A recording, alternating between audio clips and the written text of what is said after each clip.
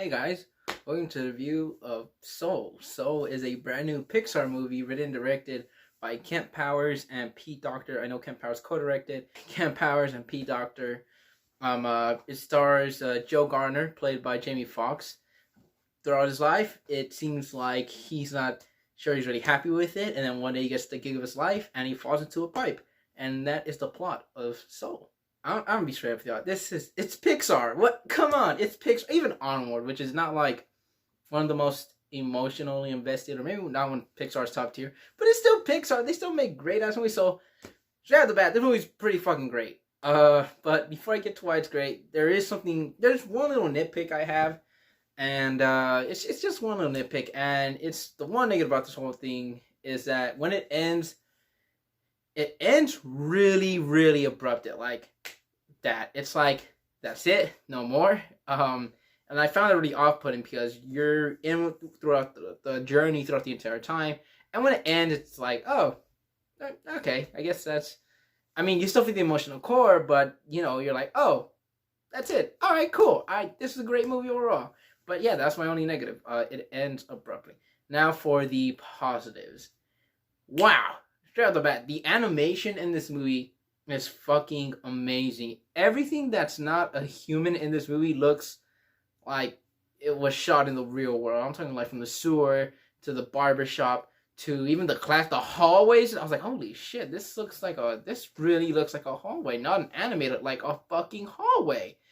And Pixar seems to always be like upgrading their animation, even when you think it's top tier.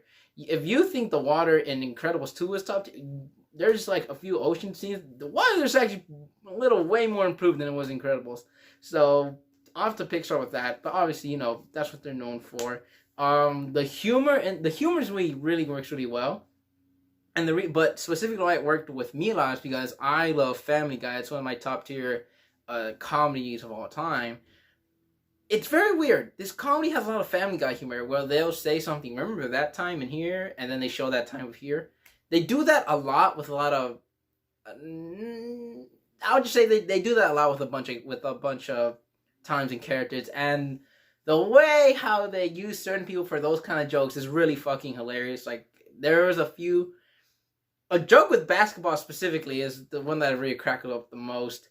Overall, I think the humor, when it's not Family Guy, it works really well to effectiveness. Overall, it's not a straight-up comedy, but it has good laughs for both kids and adults, but mostly adults in this one. Not because there's a lot of sex jokes or, like, adult jokes. It's just, like, a lot more things adults will get rather than, like, kids. And the cast, Tina Fey and Jamie Foxx, they have a really good banter back and forth. Tina Fey plays 22, who's, like, this character that's not really trying to live and have a life down here on Earth, which is pretty reasonable if you ask me.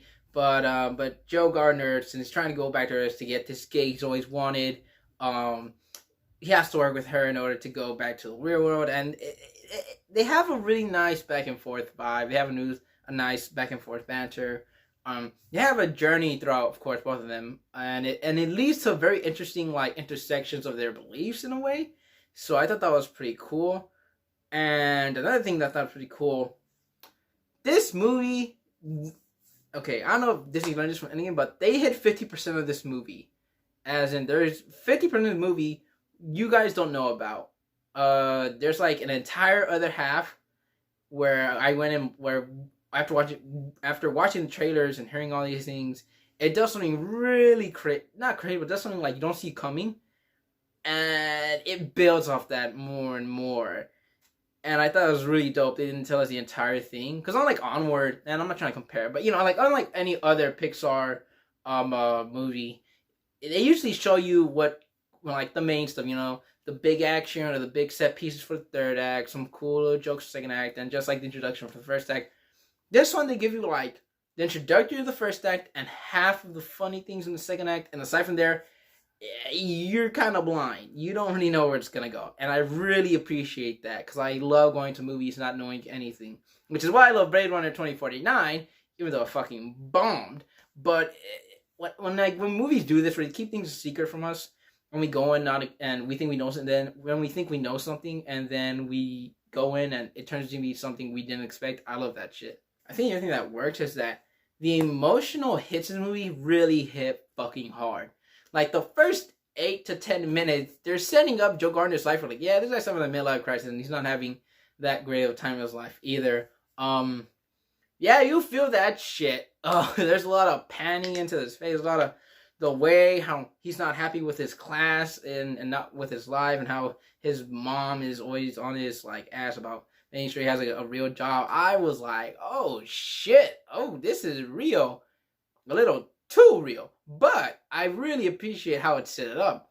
And then throughout the journey, you go with 22 and Joe, and you get to learn more about them, and you kind of understand where the story's going. And then at the end, it's just, Pixar, I didn't cry, but I did tear up in the scene by the... You guys will know what I'm talking about. There's this scene where Joe and 22... Something with them. Shit, is that a spoiler? Is that a spoiler? Well, not really, because they're the main characters. Yeah, it's not a spoiler. Just know that something with the main characters happen, and because of how they're built up, and I teared up, like, holy shit, this is pretty amazing. And because, like, the message of this story is really powerful. It has something to say with your expectations and how like reality goes, and like what it means to like actually appreciate what you have. And I was like, wow, Pixar did it again, and I couldn't be happier. People are saying this would be like a best picture contender. I didn't love it that much, but I 100% can see why that people would think that. I wouldn't be surprised if it gets nominated for Best Picture, although who knows who will have the Oscars at this point. But I wouldn't be mad. I wouldn't be mad if they made this movie a nomination for Best Picture, because it was that good. It was like, okay, yeah, I can totally see that. And yeah, man, so it was just a really, really good movie. And I'm kind of glad they released it for free and not for $30 like they're doing with Raya, because I would have probably not paid to see this.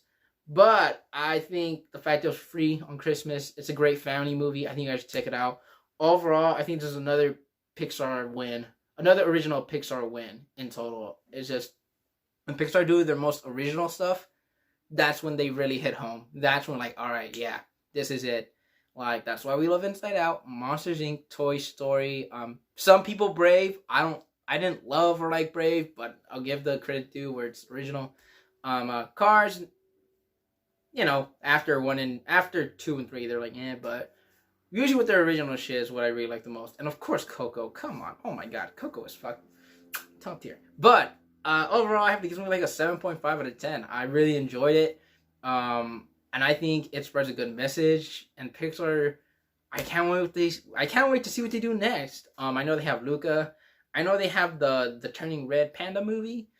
And I know they're like milking Toy Story, but it's really milking if they're actually making good movies.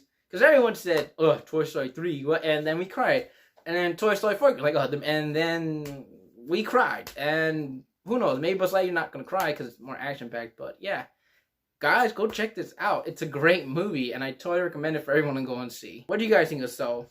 Let me know down in the comments below. Until then, see ya.